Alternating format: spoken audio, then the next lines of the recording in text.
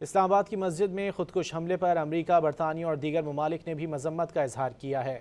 پاکستان میں امریکی ناظم الامور نیٹلی بیکر نے کہا کہ نہتے شہریوں اور عبادت گاہ پر حملہ ناقابل قبول ہے۔ امریکہ پاکستان کی امن اور سیکیورٹی کے لیے کوششوں کی حمایت کرتا ہے، مشکل وقت میں پاکستان کے ساتھ کھڑے ہیں۔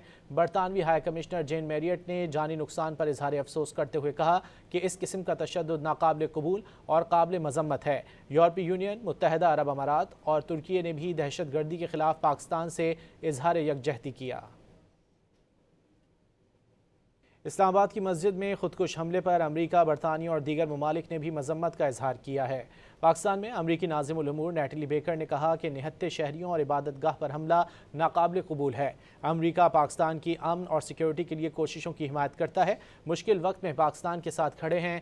برطانوی ہائی کمشنر جین میریٹ نے جانی نقصان پر اظہار افسوس کرتے ہوئے کہا کہ اس قسم کا تشدد ناقابل قبول اور قابل مذمت ہے۔ یورپی یونین، متحدہ عرب امارات اور ترکی نے بھی دہشت گردی کے خلاف پاکستان سے اظہار یکجہتی کیا۔